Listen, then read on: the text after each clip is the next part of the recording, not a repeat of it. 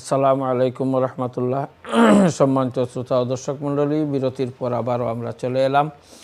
এই সময় যারা অংশগ্রহণ করেছেন আপনাদেরকে আমরা স্বাগত জানাচ্ছি। নতুনভাবে যারা অংশগ্রহণ করেছেন তাদের জানার জন্য আমরা বলছি, আমাদের সম্মানিত অতিথি হযরত মাওলানা মুফতি আশরাফুর রহমান সাহেব পবিত্র কুরআন শরীফ শিক্ষার গুরুত্ব, শিক্ষার ফজিলত সম্পর্কে আলোচনা করছিলেন। অত্যন্ত সুন্দরভাবে উনি কুরআন এবং হাদিসের আলোকে কিছু কথা বলেছেন, আলহামদুলিল্লাহ। এবং সাথে সাথে কিছু প্রশ্ন আমাদের কাছে এসেছিল, তার উত্তর দিয়েছেন। এখন আলহামদুলিল্লাহ আমাদের কাছে আরও কয়েকটি প্রশ্ন রয়েছে, আমরা উত্তরের দিকে চলে যাচ্ছি, পরবর্তীতে ইনশাল্লাহ আলোচনা শুনব। জনাব মুফতি সাহেব, উনি আরও একটি প্রশ্ন করেছেন, যে প্রশ্নটি হচ্ছে যে কুরআন শরীফ অর্থ ছাড়া পড়লে সওয়াব হবে কি? ধন্যবাদ প্রশ্নকারী ভাইকে। কোরআনে কারীম তিলাওয়াত করলে তিলাওয়াতের সওয়াব হবে।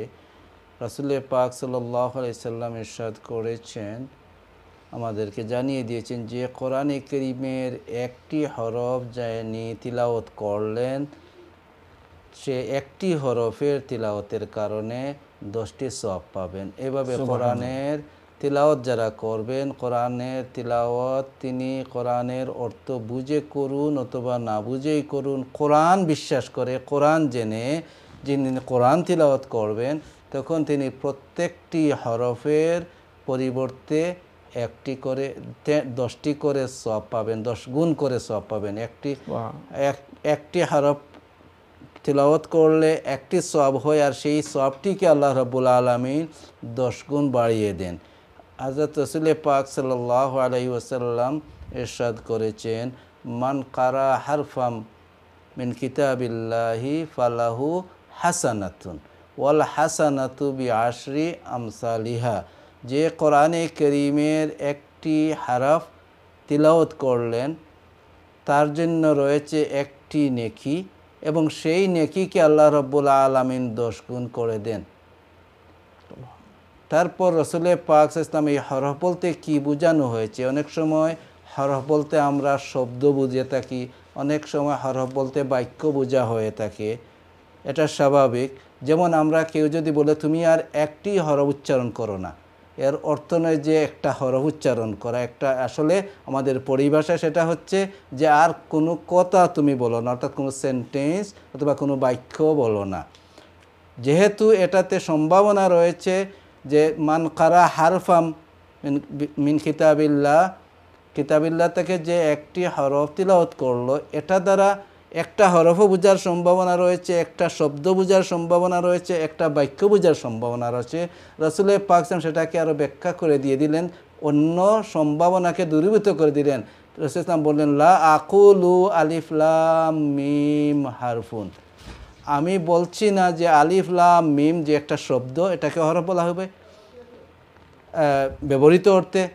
তাই এই আলিফ লাম মিম বলতে তোমরা বুঝতে পারো যে এটা একটা হরফ, সেটা আসলে আমি বুঝাতে চেয়েছি না।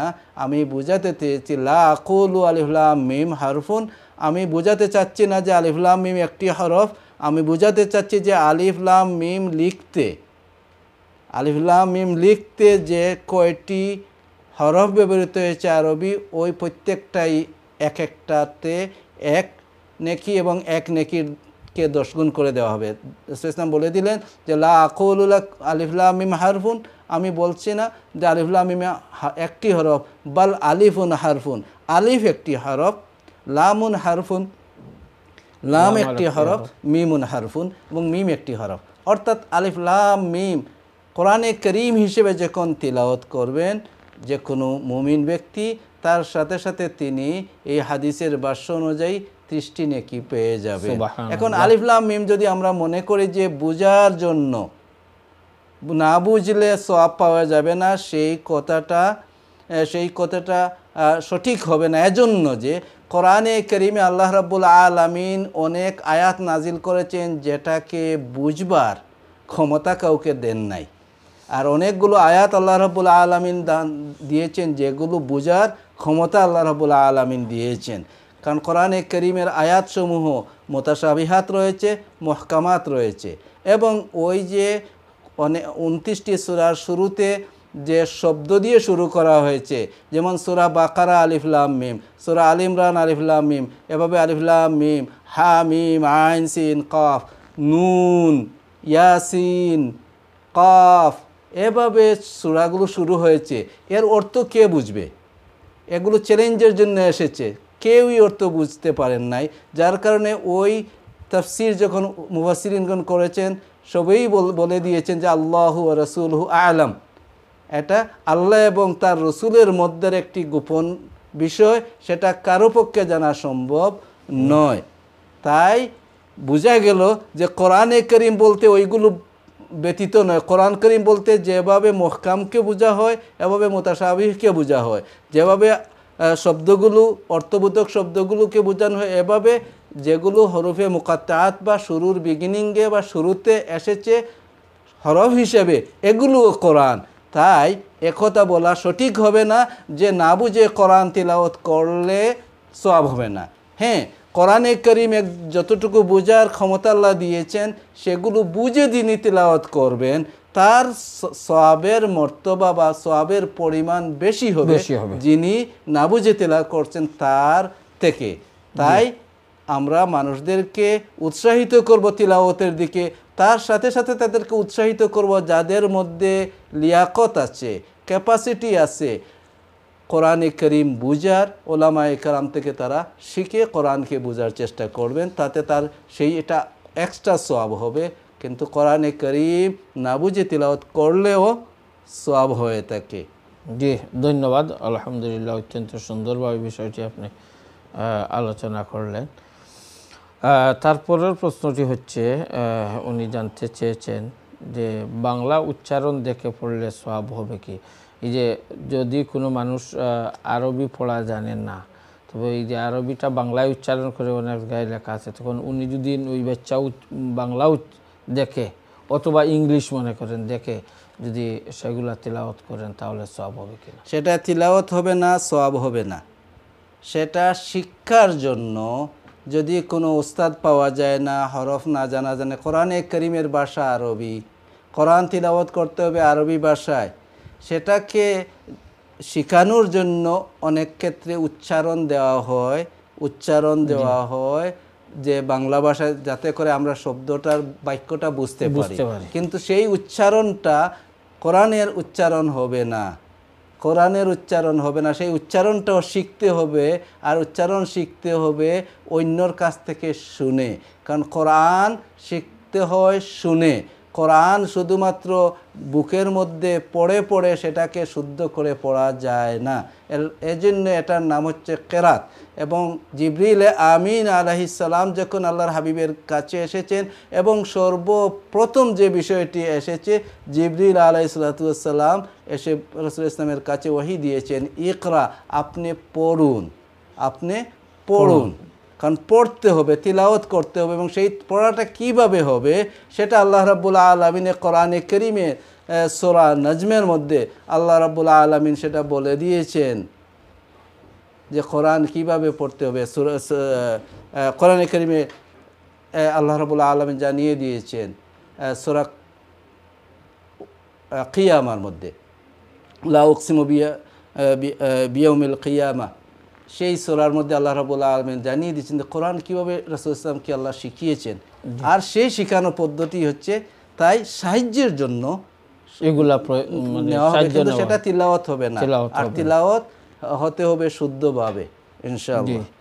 জি, অসংখ্য ধন্যবাদ। এর সাথে অনেক সময় আমাদেরকে জিজ্ঞেস করা হয়, বা অনেক সময় আমরা যখন এই বিষয়টা আলোচনায় আসে, এখন তো পবিত্র কোরআন শরীফ দেখা যায় যে এক সময় ছিল শুধু আরবিই ছিল, এখন এই উচ্চারণও ইংলিশে হয়েছে, বাংলায়ও হয়েছে, আর অন্যান্য ভাষায়ও ভবিষ্যতে হয়তো হবে বা আছে।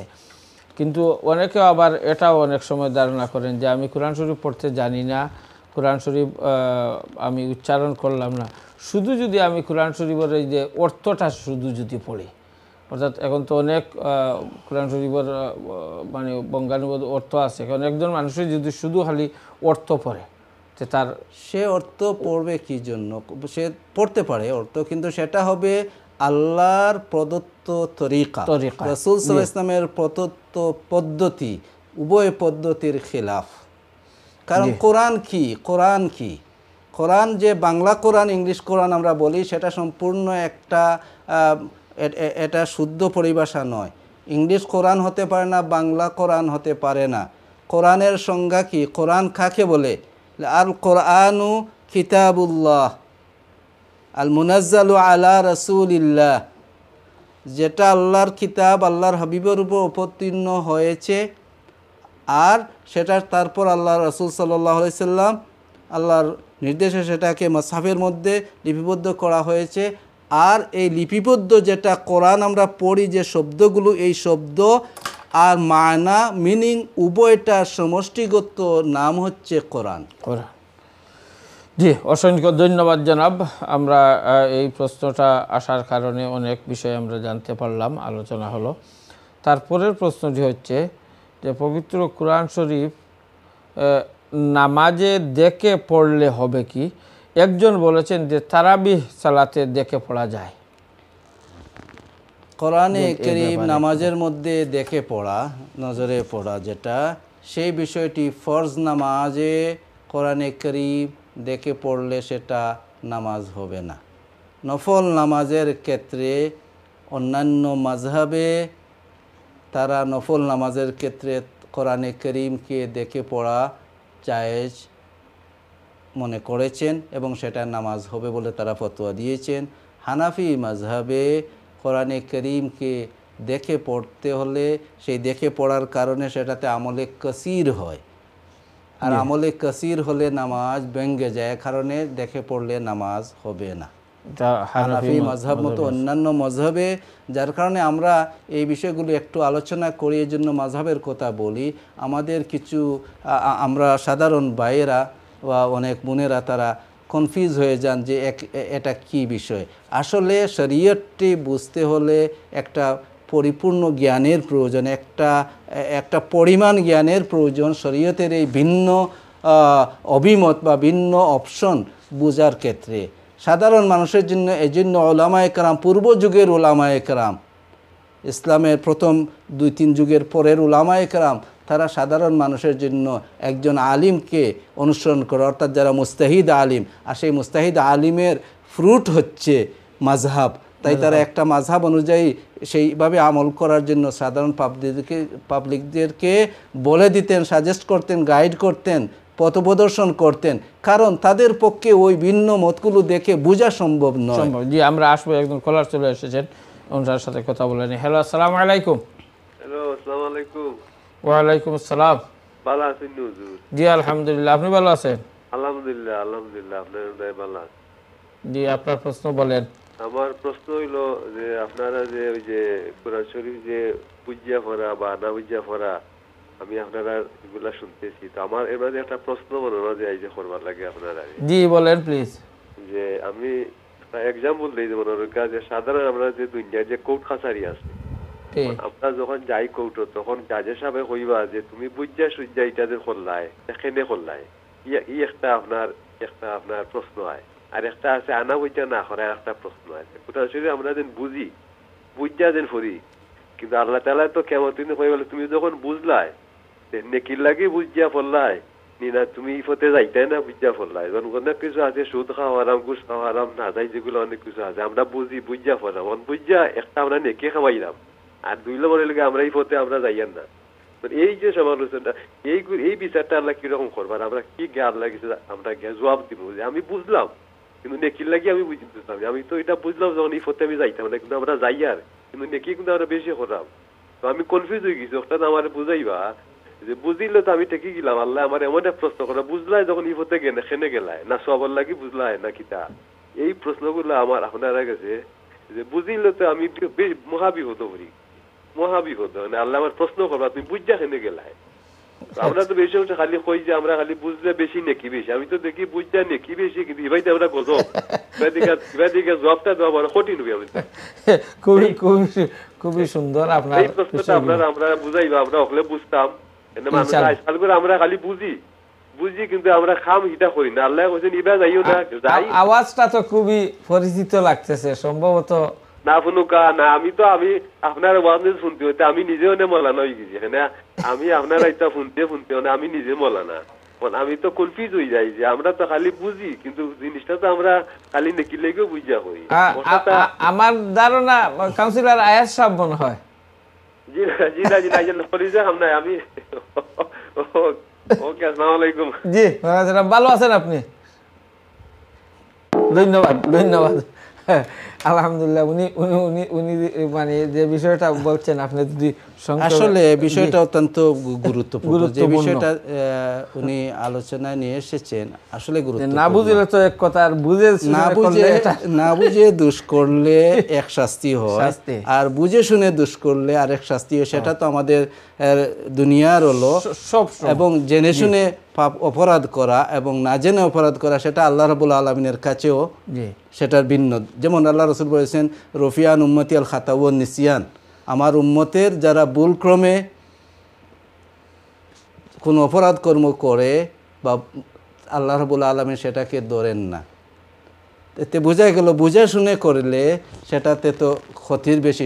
এই বিষয়টি আসলে একটু কঠিন, তারপরও আমি আমার সাধ্য অনুযায়ী আমি উত্তরটা দেওয়ার চেষ্টা করছি ইনশাআল্লাহ। আমরা উত্তরে দেওয়ার আগে আরেকজন কলার চলে এসেছেন, কথা ওনার প্রশ্নটা নিয়ে নিই। হ্যালো আসসালামু আলাইকুম। হ্যালো আসসালামু আলাইকুম। কুরআন শরীফ হইল আল্লাহর আদেশ। তে সূরা ইব্রাহিমও লেখা আছে যে যেত নবী রাসূল হল দুনিয়ায় আইছেন তাদের মায়ের বাসায়। জি জি লাইনটা আমার সম্ভবত কেটে গেছে। অসংখ্য ধন্যবাদ, আপনি আবার আসবেন ইনশাআল্লাহ। জি জনাব। সো আসলে কোরআনে করিম তিলাওয়াত করা একটা আল্লাহর হুকুম পালন, কোরআনে করিমকে বুঝা সেটা আল্লাহর আরেকটি হুকুম পালন, যার কারণে যিনি বুঝে পালন করলেন তিনি ডবল সওয়াবের অধিকারী হলেন, কারণ আল্লাহর দুটি আদেশ তিনি পালন করেছেন। আর যিনি বুঝলেন, বুঝার পর আমল করলেন না, এর কারণেই তো আল্লাহ রাব্বুল আলামিন দরজা রেখেছেন, সুযোগ রেখেছেন যে আল্লাহ রাব্বুল আলামিনের সেটা ভালোভাবেই জানা যে আমি যেভাবে অর্ডার করছি, আমি যেভাবে আমার বান্দাদেরকে হুকুম করেছি সেভাবে আমার বান্দারা হুকুম পালন করতে পারবে না। এই জন্যই তো আল্লাহ রাব্বুল আলামিন গফুর, আল্লাহ রাব্বুল আলামিন গাফফার। এই জন্যই তো রাসূল সাল্লাল্লাহু আলাইহি ওয়াসাল্লাম যে দোয়াকে সাইয়্যিদুল ইস্তেগফার বলেছেন, যে দোয়াটিকে সাইয়্যিদুল ইস্তেগফার, আল্লাহর কাছে মাফি চাওয়ার যে সমস্ত দোয়া রয়েছে সেই দোয়ার মধ্যে সর্বোৎকৃষ্ট দোয়া যেটি, সেই দোয়াটিতে আমরা কি বলি আল্লাহকে যে আল্লাহ রাব্বুল আলামিন আমি আমার সাধ্যানুযায়ী বালা কাজ যা করেছি, কিন্তু আমি তোমার অর্ডার অনুযায়ী সেভাবে আমি পালন করতে পারি নাই। আমি স্বীকৃতি দিচ্ছি আবু উলাকা বিজাম্বি ও আবু উলাকা বিনিয়ামাতিকা আলাইয়া। তাই যখন বান্দা স্বীকৃতি দেয় তার অক্ষমতার কথা এবং সে জানে, কিন্তু সে শয়তানের প্ররোচনায় হোক অথবা নফসের শয়তানের প্ররোচনায় হোক অথবা সারাউন্ডিং সেই যে কোনো ইনফ্লুয়েন্সে হোক, সে যদি আল্লাহর সেই আদেশটা বুঝার পরে পালন না করে, তার একটা বিষয় আল্লাহ রাব্বুল আলামিন ক্ষমা করে দিবেন ইনশাআল্লাহ। তার ইচ্ছা তাকে সে পালন করবে, কিন্তু সে পালন করতে পারছে না। আর একজন সে বুঝে যদি সে ডিনাই করে, সেটাকে অস্বীকার করে, তাহলে তার বিষয় অন্য কথা। তাই এই বিষয়টি এই অর্থে আমি এখানে বলবো যে যিনি প্রশ্নকারী সুন্দর প্রশ্ন করেছেন, আসলে এটা গুরুত্বপূর্ণ এবং বিস্তৃত আলোচনার বিষয় যে আমরা বিপদে নয়, যারা কোরআন বুঝে পড়বেন তারা বিপদে নয়, বরং তাদের মধ্যে একটা অ্যাওয়ারনেস আসবে। যিনি যখন বুঝলেন তখন তিনি চেষ্টা করবেন, বুঝেন এবং চেষ্টা করেন, তারপর তিনি সব কিছু করতে পারেন না, আল্লাহ রাব্বুল আলামিন সেটা ধরবেন না। আল্লাহ রাব্বুল আলামিন তার দুটি আদেশ পালন হয়েছে, তিলাওয়াত করো আমরা তিলাওয়াত করেছি। আল্লাহর নির্দেশ আফালা ইয়াতাদাব্বারুন আল কোরআন, তারা কি কোরআনকে বুঝে না, আমরা বুঝার চেষ্টা করেছি। তারপর আল্লাহ রাব্বুল আলামিনের আরেকটি নির্দেশ তোমরা আমল করো। আমরা সম্পূর্ণ আমল করতে পারিনি, যতটুকু পেরেছি আমরা করেছি। তাই আল্লাহর তো দুটি আদেশ মানা হলো এবং একটি আদেশ যেটা আমল করা, বাস্তবায়ন করা, সেটা আমরা কমই করছি। তাই আল্লাহ রাব্বুল আলামিনের তো নির্দেশ পালন যেটা, সেটার তো আমরা দিকে এগিয়ে গেলাম। তাই সেটা আমাদের জন্য কঠিন নয়, বরং সেটা আমাদের জন্য আরও সহজ, এবং এই বিষয়টি আমাদের পরকালের পথকে এবং এই দুনিয়ার পথকে আরও সহজ করে দেবে। কারণ অটোমেটিকলি যখন আমি জানবো, সবসময় আমি জানবো, জানতে জানতে অটোমেটিকলি আমার মনের মধ্যে আল্লাহর একটি ভীতি আসবে এবং শেষ পর্যন্ত আমি সংশোধন হয়ে যাব। আর যদি আমি সংশোধনও না হইতে পারি, তাহলে তো আল্লাহর দুটি নির্দেশ, যে আমি আল্লাহ কালাম তিলাওয়াত করেছি, আল্লাহ কি বলেছে সেটা আমি জেনেছি, কিন্তু আমার শত্রুকে, আমার সাথে যে শত্রু, সেই শত্রুকে আমি ডিফিট করতে পারি নাই। আল্লাহ রাব্বুল আলামিনের কাছে ক্ষমা চাইব। আল্লাহ রাব্বুল আলামিন ক্ষমা করে ইনশাআল্লাহ। আল্লাহ ক্ষমা করে। জি, অসংখ্য ধন্যবাদ জনাব। আসলে অত্যন্ত গুরুত্বপূর্ণ, এবং এই বিষয়টি যে কোরআন শরীফ একজন পড়লেন, অর্থ বুঝলেন না এক ধরনের, আর যদি অর্থ বুঝেন তাহলে ওই যদি অর্থ বুঝেন একজন মানুষ বা অর্থ সহ পড়েন, তাহলে ওই যে যখন জানলেন তখন এই কাজটা করতে উনি ভয় করবেন যে এটা তো করা ঠিক নয় বা এটা ঠিক আমাদের জন্য ঠিক নয়, মানে উনি সতর্ক হবেন। কিন্তু এই সতর্কতা যেভাবে ঠিক সতর্ক হবেন, ঠিক এভাবে যদি অপরাধ করে ফেলেন কিন্তু তখন শাস্তিও ডাবল হয়ে যাবে। শাস্তি ডাবল হবে না এই বিষয়টি, কারণ তিনি তো আল্লাহর আদেশ পালন করেছেন, কিন্তু তিনি আল্লাহর কাছে তো জানেন, এজন্য তার দিলে আসবে, সে মাফির কথা তার দিলে আসবে ইনশাল্লাহ। সে যদি না জানে, যখন জানবেন যে এটার এই শাস্তি, এরপরে আল্লাহ রাব্বুল আলামিন বলেছেন যে আল্লাহ রাব্বুল আলামিন সকল গুনাহকে মাফ করে দেন শিরক ব্যতীত, তখন সেখান থেকে তো আবার তিনি বুঝছেন, যেখানে শাস্তির কথা পেয়েছেন যে আল্লাহ রাব্বুল আলামিন অপরাধ করলে শাস্তি দিবেন, আবার তিনি পেয়েছেন যে অপরাধ করলে আল্লাহ রাব্বুল আলামিন মাফও করে দিবেন। তাই যখন কোরআনকে বুঝবেন, তখন অটোমেটিকলি এক গলা বোঝার কারণে পুরো কোরআনকে বোঝার পরে একদিকে সুবিধা অসুবিধা সবকিছু বুঝে ফেলবেন, তখন অটোমেটিকলি সেটা আসলে অসুবিধায় পড়া নয়, বরং আরো সুবিধাতে পড়া। জি, অসংখ্য ধন্যবাদ জনাব। আমরা অনুষ্ঠানের শেষ পর্যায়ে চলে এসেছি। সংক্ষেপে আর একটি প্রশ্ন মানে চলে এসেছে, আপনি বলবেন যে একজন জানতে চেয়েছেন নামাজ পড়ার সময় যে তিনি প্রথমেই যে ইন্না আতাইনা পড়ে ফেলছেন, এবং তারপরে তো আর তার চেয়ে ছোটো সূরা নেই, তখন পরের রাকাতে তার লম্বা সূরা পড়তে হয়েছে, কোনো অসুবিধা হবে কিনা? ইন্না আতাইনা সূরা কাউসার পড়ার পরে কুলিয়াইয়ু যদি পড়ে নেন, নামাজ হয়ে যাবে, অসুবিধা হবে না।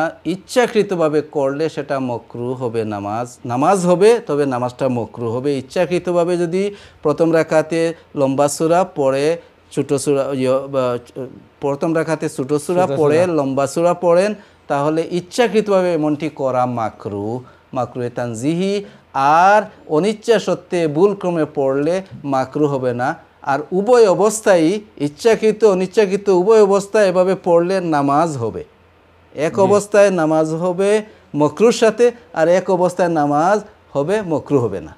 জি, অসংখ্য ধন্যবাদ।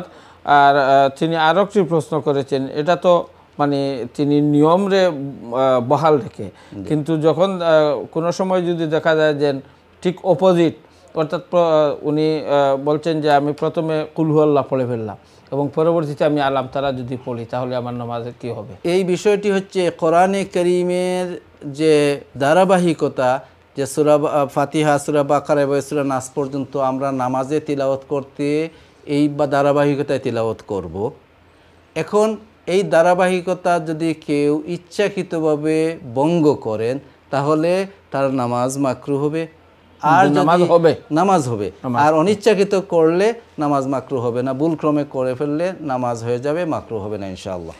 অসংখ্য ধন্যবাদ সম্মানিত শ্রোতা ও দর্শক মণ্ডলী। আলহামদুলিল্লাহ, আমরা আজকে পবিত্র কোরআন শরীফ শিক্ষার ফজিলত জানলাম, এবং অনেকে আমাদের কাছে প্রশ্ন করলেন, এবং বিশেষ করে যিনি সরাসরি প্রশ্ন করলেন আপনারা শুনছেন, এই সব প্রশ্নের উত্তর আলহামদুলিল্লাহ জনাব মুফতি সাহেব অত্যন্ত সুন্দরভাবে এবং এগুলা উত্তর দিয়েছেন।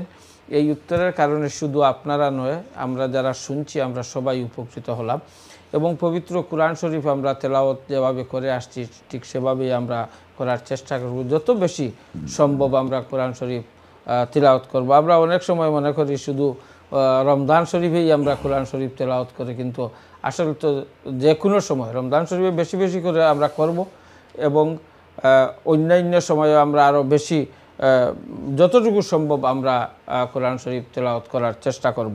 সম্মানিত শ্রোতা ও দর্শক মণ্ডলী, আমরা অনুষ্ঠানের শেষ পর্যায়ে আমরা এখানে আমাদের অনুষ্ঠান শেষ করতে হবে।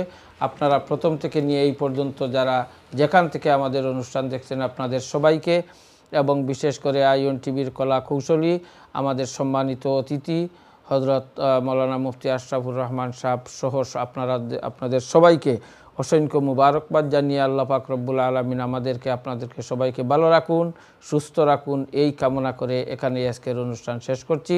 আসসালামু আলাইকুম ওয়া রাহমাতুল্লাহি ওয়া বারাকাতুহু।